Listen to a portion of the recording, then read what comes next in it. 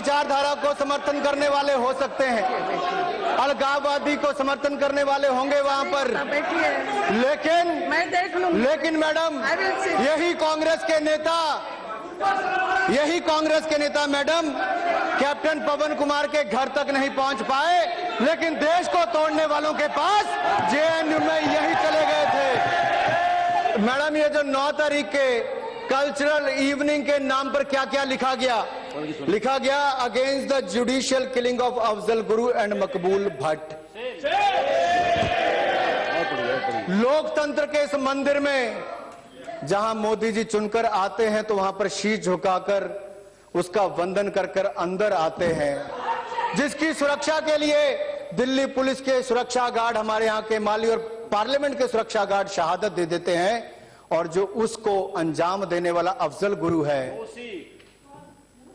उनके नाम पर जो बड़ा बड़ा प्रोग्राम 9 तारीख को करते हैं, उनके साथ जाकर आपके नेता खड़े हो जाते हैं।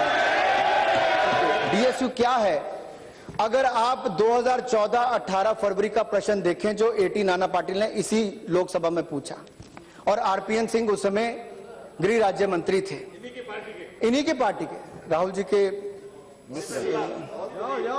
शायद अभी सदन में नहीं है, लेकिन उसमें लिखा है, उसमें प्रश्न पूछा गया था कि ऐसी कौन कौन सी संस्थाएं हैं, मैं बहुत लंबा उसमें नहीं कर रहा, जो नक्सलवादियों को समर्थन करती हैं। उसके जवाब में उन्होंने कहा, on occasions during operations by security forces the CPI Maoist underground cadre shift to softer areas including urban areas looking for safer hideouts. On such occasions, the overground front organization provides safe hideouts to the armed cadres. They are also adept at dissemination of propaganda and disinformation to demonize the state and the security forces. The list of the active frontal organization of the CPI Maoist operating in the country is annexed. उसमें क्या है? हर जगह DSU से लेकर उन संस्थाओं के नाम है जिनके साथ जाकर राहुल गांधी जी जेएनयू में बैठे थे। मैडम वहां पर नारे क्या लगे थे? नारे लगे, कश्मीर की आजादी तक जंग रहेगी, भारत की बर्बादी तक जंग रहेगी। आगे क्या कहा सुनिए, अभी तो 6 हैं, 6-7, मैं 25 में से 6 सुनाऊंगा। बंदूक के दम पर लेंगे आजादी, बंदूक के दम पर मैडम। और किसकी आजादी? Go India go back, Indian army मुर्दाबाद। और इस सदन पर हमला करने वालों के और सदन पर हमला करने वालों के शहीद कहा जाता है, और उनके पक्ष में क्या नारे लगाए जाते हैं मैडम? चैन से नहीं बैठेंगे, भारत की बर्बादी तक। ज्योतिरादित्य जी, चैन से नहीं बैठेंगे, भारत की बर्बादी तक, ये नारे लगे। भारत के टुकड़े होंगे इंशाअल्लाह, इंशाअल्लाह, ये नारे लगे, भारत के टुकड़े होंगे इंशाअल्लाह, इंशाअल्लाह। और आगे नारा लगा, अफजल गुरु मकबूल भट्ट जिंदाबाद, जिंदाबाद।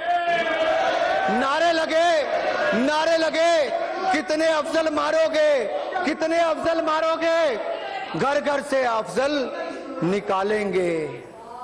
कितने अफजल मारोगे, घर घर से अफजल निकालेंगे। क्या ये सदन के सदस्य तैयार हैं कोई और पार्लियामेंट्री अटैक, पार्लियामेंट सदन पर अटैक्स देखने के लिए, देश में और आतंकवादियों को बढ़ावा देने के लिए? ये मैडम, अगर इसी कोई फ्रीडम ऑफ एक्सप्रेशन कहा जाता है, अभिव्यक्ति की आजादी कहा जाता है, तो दुर्भाग्य है, ये अभिव्यक्ति की आजादी नहीं है मैडम। और कोई भी अपने देश को तोड़ने के लिए ऐसी देश विरोधी ताकतों को आगे आने का कोई मौका नहीं देंगे। आपने कहा, उन्होंने भी कहा कि भारत के टुकड़े होंगे, भारत के टुकड़े होंगे इंशाअल्लाह, इंशाअल्लाह। मैडम, ये भारत के टुकड़े होने का इंतजार कर सकते हैं, हम अपने टुकड़े करवा देंगे, लेकिन भारत के टुकड़े नहीं होने देंगे, हम नहीं होने देंगे मैडम। इनके लिए family first, party next, nation last, ये इनका नारा है। हमारे लिए nation first, party next, self last, ये हमारा नारा है मैडम।